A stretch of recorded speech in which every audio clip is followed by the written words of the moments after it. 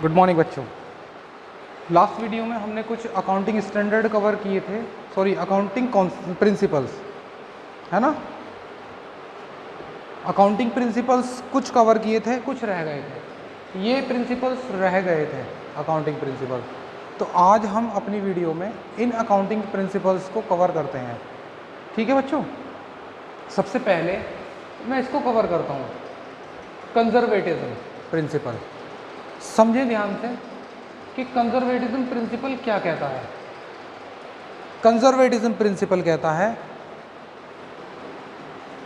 लिख लें पहले इसकी tagline, according to this principal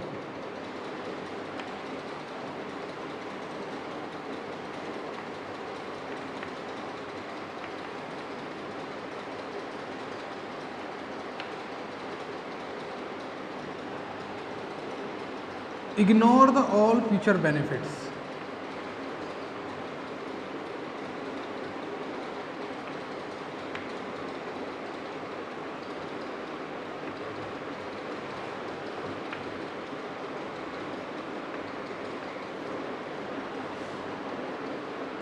And record all future expense.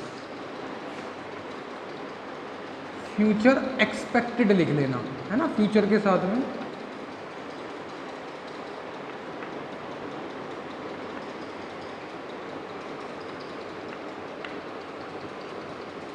Expected losses. ठीक है, ये प्रिंसिपल कहता है, कॉस्ट प्रिंसिपल कहता है कि according to this principle ignore the all future benefits, future expected benefits, यानी भविष्य में होने वाले फायदों को इग्नोर कर दो, यानी उनको तब मानना जब फायदा हो जाए, है ना। और record the all future expected losses, यानी फ्यूचर में होने वाले लॉसेस को आज ही रिकॉर्ड कर दो। जनरली कैसे करते हैं बेटा, लॉसेस एंड एक्सपेंसेस।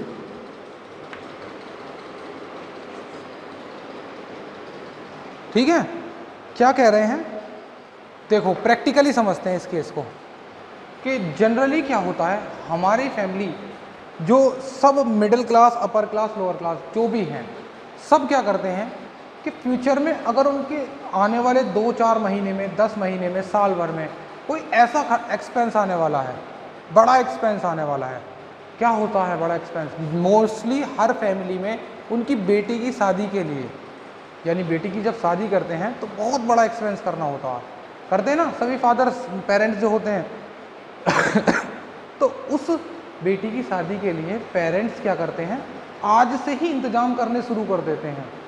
क्या करते हैं, कुछ पैसा सेव करना शुरू कर देते हैं। जैसे ही घर में बेटी पैदा होती है तो उसकी शादी के लिए, उसकी पढ़ाई के लिए जो भी खर्चे होने वाले हैं, पेरेंट्स उसका इंतजाम शुरू से ही करना शुरू कर देते हैं, है ना, करते हैं ना।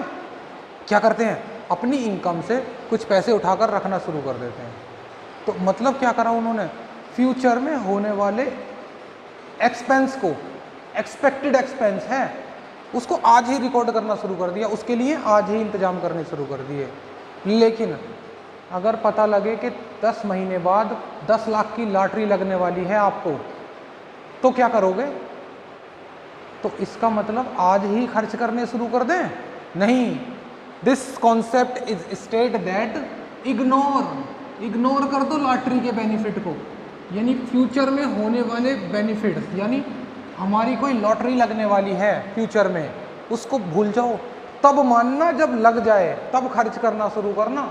लेकिन अगर फ्यूचर में होने वाले कोई एक्सपेंस तुम्हें दिखाई दे रहा है, लग रहा है कि हाँ हो सकता है, तो उसके लिए इंतजाम करने शुरू कर दो आज ही। अंडरस्टैंड, ठीक है। ये था कंजर्वेटिज्म प्रिंसिपल। ठीक है, तो जनरली हर फैमिली की लाइफ में ये प्रिंसिपल फॉलो किया जाता है। अब हम इस प्रिंसिपल्स को अकाउंट में फॉलो करेंगे, है ना। पता होता है, फॉलो भी कर रहे हैं हम, लेकिन उसका नाम नहीं पता था हमें। और बताऊं एग्जाम्पल ऐसा, बच्चों आपको 3 महीने बाद एक टूर पर लेकर जाएंगे आपके पेरेंट्स, है ना, और वहाँ पर बहुत ज़्यादा आपको इंजॉयमेंट करना है, लेकिन पैसे भी खर्च होंगे, तो क्या करना शुरू करोगे, आप भी पैसे जोड़ना शुरू कर दोगे, आपके पेरेंट्स भी उस एक्सपेंस को बियर करने के लिए कुछ ना कुछ करना शुरू कर देंगे, है ना। तो इसको कहते हैं record the all future expected losses. लेकिन फ्यूचर में इनकम होने वाली है कहीं से, क्या होगा कि आपके कोई इन्वेस्टमेंट थे, पैसे पड़े हुए हैं, वो डबल हो जाएंगे, तो आज ही खर्च करना शुरू कर दें क्या उस इनकम को देखकर? नहीं, तब करेंगे जब हो जाए, उससे पहले नहीं करना, क्या पता ना हो। ठीक है, तो ऐसे ही अकाउंट में हम क्या करते हैं, देखो अकाउंट्स का रूल्स होता है कि जैसे ही हमने किसी को सेल करी, वो भी क्रेडिट सेल, है ना, क्रेडिट बेसिस सेल करी, तो जिसको भी सेल करी होगी वो हमारा कौन बनेगा, डेटर। मान लेते हैं वो 10,000 का डेटर बने, ऐसे ही बहुत सारे डेटर बने होंगे, कुल मिलाकर सारे डेटर 10,000 के थे। हमें पता लग जाए कि इसमें से कोई डेटर 1,000 रुपये वाला था, वो पैसे लेकर भाग सकते हैं, यानी इन टोटल डेटर्स में से मैं इनको सन्ड्री डेटर्स लिख देता हूँ, यानी बहुत सारे डेटर्स को मिलाकर इकट्ठे कर लिख दिए मैंने सन्ड्री डेटर। तो इन डेटर्स में से 1,000 रुपये हमारे बैड डेट हो सकते हैं। ठीक है, तो मैं क्या करूँगा, उसको आज ही रिकॉर्ड कर दूंगा, क्या मानकर कि provision for bad date.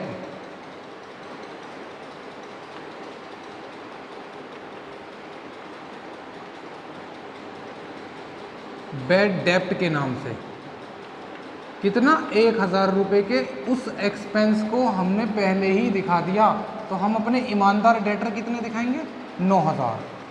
This is the conservatism principle, this is because of the conservatism principal.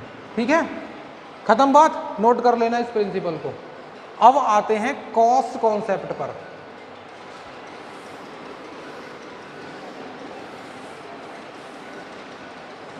पढ़ लेना इस प्रिंसिपल को। कॉस्ट कॉन्सेप्ट कहता है, जनरली डील करता है ये historical cost regarding fix asset, fix asset के बारे में। क्या कहता है, हमने कोई एसेट 2010 में 5 लाख रुपए की परचेज करी, है ना, ये एसेट परचेज करी, कौन सी एसेट है, फिक्स्ड एसेट, ध्यान रखना। और आज 2020 में इस पर कितना डेप लग गया, 3 लाख का डेप लग गया, तो कितने की बची होगी ये, 2 लाख की बची होगी। तो मैंने एक फुली डिस्क्लोजर प्रिंसिपल में बताया था, ध्यान कर लेना, फुली डिस्क्लोजर निकाल लेना कि फुली डिस्क्लोज का मतलब है कि 5 लाख माइनस 3 लाख 2 लाख ऐसे दिखाओ। तो ये भी उसी के साथ अप्लाई होता है कि हम अपनी एसेट को आज की डेट में 2 लाख की नहीं दिखा सकते, हम अपनी एसेट को दिखाएंगे 5 लाख की ही, उसमें से डेप्रिसिएशन घटाकर दिखाएंगे, फिर उसकी जो WDVI है, इसे कहते हैं रिटन डाउन वैल्यू,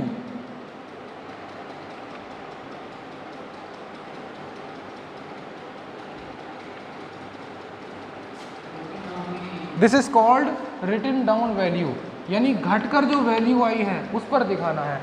तो ये क्या है, जो पहले हमने खरीदी थी इसको कहते हैं कॉस्ट, जितने में हमने एसेट खरीदी, तो हमने उसको खरीदी हुई वैल्यू तो इतने पर ही दिखा रहे हैं ना, हिस्टोरिकल कॉस्ट, पुरानी कॉस्ट जितने पर हमने खरीदी थी। पढ़ो जल्दी से ध्यान से। According to the cost concept, an asset is recorded in the books of account at a price paid to acquire, यानी प्राइस पेड जो हमने उसको खरीदते समय पेड किए थे उस पर रिकॉर्ड करना है। ठीक है, and the cost the basis for the all subsequent accounting of asset, यानी सभी अकाउंटिंग एसेट के लिए यही बेस होना है। द टाइम ऑफ परचेज है ना, but is systematic reducing by value charging depreciation, और सिस्टमेटिकली साल दर साल हम उसको डेप्रीशिएशन घटाकर दिखाते रहेंगे। ठीक है, खत्म बात, कर लो नोट इसे, इतनी ही बात थी इसमें, आसान आसान से प्रिंसिपल्स चल रहे हैं। नेक्स्ट पर आते हैं, ये हो गया हमारा, ये हो गया। इसके बाद आता है मैचिंग प्रिंसिपल। मैचिंग प्रिंसिपल क्या कहता है? देखो, जब भी हम अकाउंट बनाते हैं, पीरियोडिकल कॉन्सेप्ट में बताया कि हम लाइफ जो होती है वो इनफाइनाइट होती है बिजनेस की, है ना, लेकिन हम उसके पीरियड बना देते हैं, जनरली 1 ईयर के। ठीक है, अब तब हम उसके अकाउंट मेंटेन करते हैं कैसे, कि पूरी 1 साल के अंदर टोटल एक्सपेंस जो हुए वो कितने हुए, वो 10,000 हुए, और टोटल जो सेल हुई यानी रेवेन्यू जो आया वो कितना आया, वो 12,000 आया। तो प्रॉफिट कितना हो गया, यानी इनकम या प्रॉफिट जो भी होती है वो हो गया 2,000। ठीक है, ये बात समझ में आती है। लेकिन रेवेन्यू, ये जो मैचिंग कॉन्सेप्ट है वो कहता है कि ये जो एक्सपेंस हैं ये भी 12 महीने के ही लेने हैं, ये भी 12 महीने के लेने हैं, यानी एक्सपेंस के पीरियड को मैच करना है रेवेन्यू के पीरियड के साथ में। लेकिन क्या होता, एक इंश्योरेंस का एक्सपेंस या कोई भी एक्सपेंस हमने एडवांस में दे दिए, 3 महीने के एडवांस दे रखे हैं, यानी ये जो 10,000 के एक्सपेंस हैं,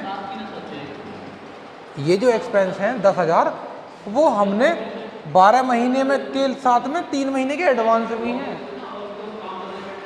यानी कितने महीने के हैं ये एक्सपेंस, ये 15 महीने के हैं एक्सपेंस। तो कितने, 10,000, यानी एक्सपेंस तो दिखा रखे हैं हमने 15 महीने के, और रेवेन्यू कितने महीने का दिखाया है, रेवेन्यू यानी सेल, बेचने पर जो पैसा आता है उसे रेवेन्यू कहते हैं, है ना, बताया था लास्ट वीडियो में। वो 12,000 दिखाया, कितने महीने का,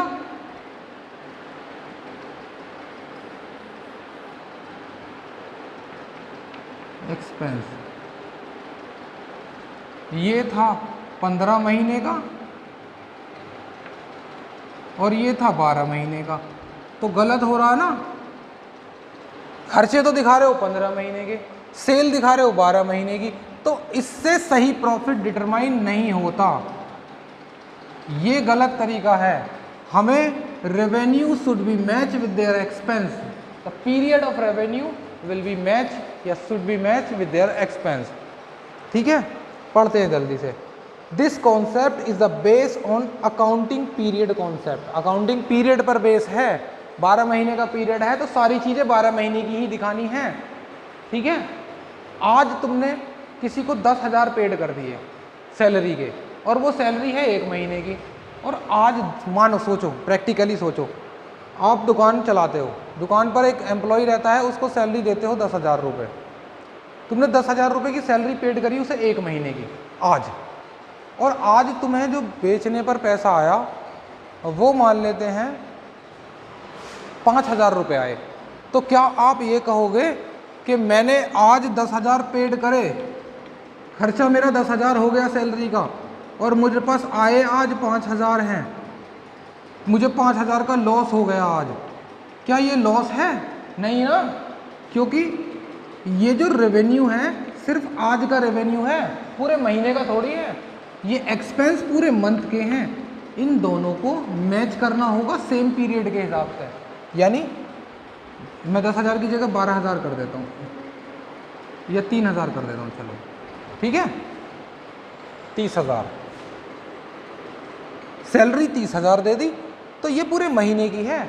आज एक दिन की सैलरी कितनी बनी, एक दिन की सैलरी बनी डिवाइड बाई 30, तो यानी सैलरी बनी एक दिन की 3,000, और एक दिन का जो इनकम है वो है 5,000, तो इससे जो 2,000 रुपये आएगा निकल कर वो प्रॉफिट आएगा सही, क्योंकि दोनों को मैंने एक दिन का ही लिया है। This is the called right way, है ना। तो मैचिंग प्रिंसिपल को पढ़ लेना। It is necessary to the match the revenue, पढ़े आगे, it is necessary to match revenue of the period with expense, revenue of the period with expense, इसके साथ में इसको मैच कराना है। ठीक है, कर लो नोट जल्दी से, जल्दी से नोट करें बेटा।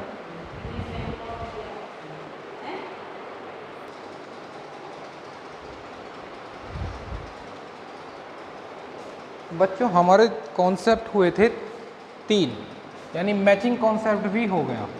मैचिंग कॉन्सेप्ट में हमें सेल को रेवेन्यू को एक्सपेंस के साथ मीट करना, यानी इसका टाइम पीरियड और उसका टाइम पीरियड सेम होना चाहिए। ठीक है, इसके बाद आता है dual aspect principles. Dual aspect principles में कहते हैं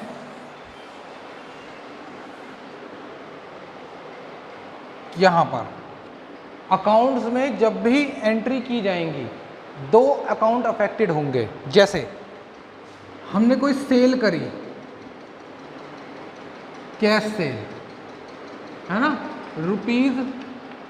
₹10,000, तो क्या हुआ, सेल करते समय एक तो गुड्स गया तुम्हारे पास से, आउट हुआ ना,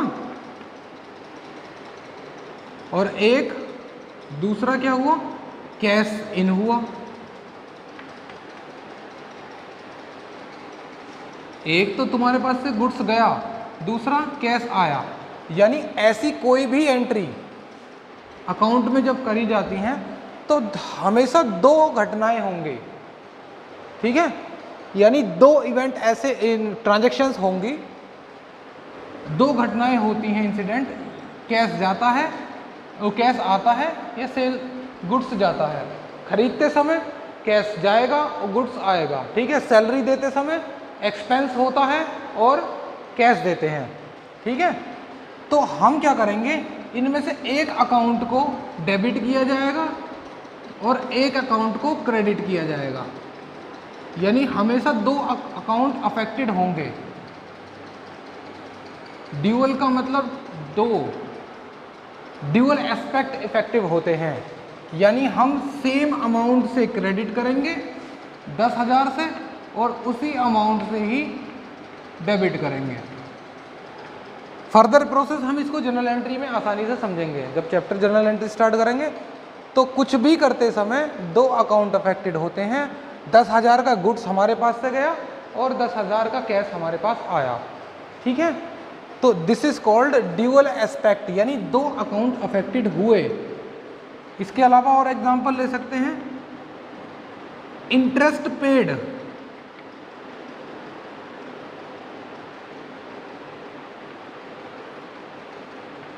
इंटरेस्ट पेड करा ₹1,000, तो एक तो एक्सपेंस हो गया हमारा, इंटरेस्ट खर्चा हो गया ना, कितने रुपए का, इंटरेस्ट के नाम का,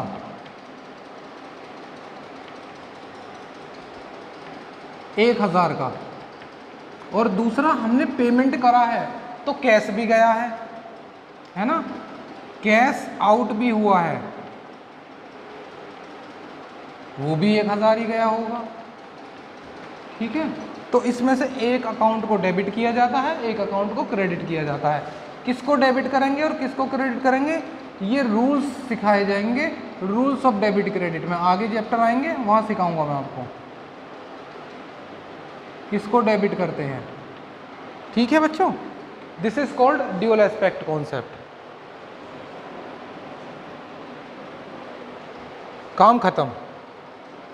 इसके बाद आते हैं रेवेन्यू रिकग्नाइजेशंस। रेवेन्यू का मतलब सेल होने पर जो पैसा आता है, सेल को ही रेवेन्यू कहा जाता है। हम गुड्स से, हम फर्नीचर में डील करते हैं, है ना, फर्नीचर का काम करते हैं, तो फर्नीचर बेचना,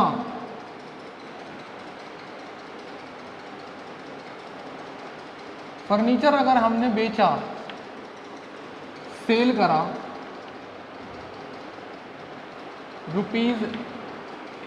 ₹10,000 का, तो या तो कैश आएगा है ना, या क्रेडिट सेल की होगी तो कैश आने वाला होगा। ठीक है, कैश सेल में तो कैश रिसीव हो गया, लेकिन क्रेडिट सेल में कैश क्या है, रिसीवेबल है।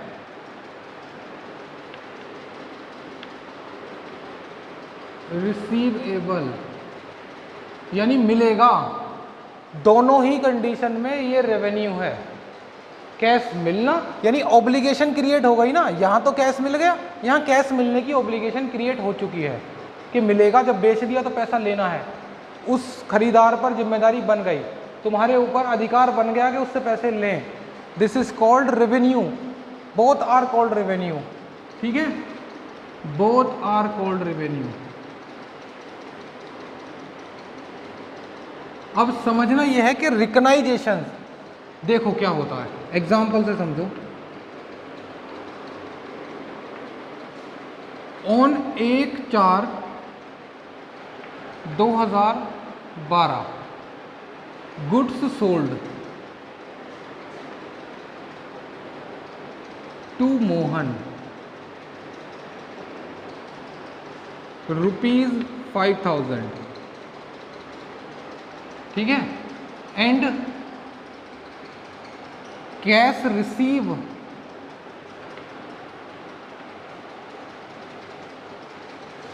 ऑन 10/6/2012। अब ये देखो 1 जनवरी से, यानी 1 जनवरी को हम फाइनेंस ईयर स्टार्ट कर रहे हैं, 1 जनवरी 2012 ख़त्म हुई 31/12 को। ठीक है, हमने सेल कहाँ करी, 1/4 को, यानी यहाँ सेल करी, और कैश कहाँ आया, यहाँ कैश आया। ठीक है, कैश मिलने की डेट तो है ये। ठीक है, सेल की डेट है ये। रेवेन्यू कब माना जाए, मैंने बताया कि रेवेन्यू यहां है, यहां है। जब ऑब्लिगेशन क्रिएट हो गई तभी वो रेवेन्यू माना गया। कब रिकॉग्नाइज करा गया, when obligation to receive the amount has been created, this is called the revenue. तो ऑब्लिगेशन कब क्रिएट हुई, यहां बेचते के साथ ही ऑब्लिगेशन क्रिएट हो गई, हमने इसका नाम दे दिया रेवेन्यू, हमने इसको रिकॉग्नाइज कर लिया। तो हम सेल दिखाएंगे इस डेट को, वहां तो कैश रिसीव दिखाएंगे, यहां सेल थोड़ी ना दिखाएंगे। प्रैक्टिकली भी सोचो तो सेल कब हुई, इस डेट को हुई ना, इस डेट को तो कैश मिला है, तो सेल होना ही रेवेन्यू है। रेवेन्यू हो जब सेल कब हुई, कैश में, तो इस यहां हुई, क्रेडिट में यहां हुई, खत्म बात। पढ़ो जल्दी से।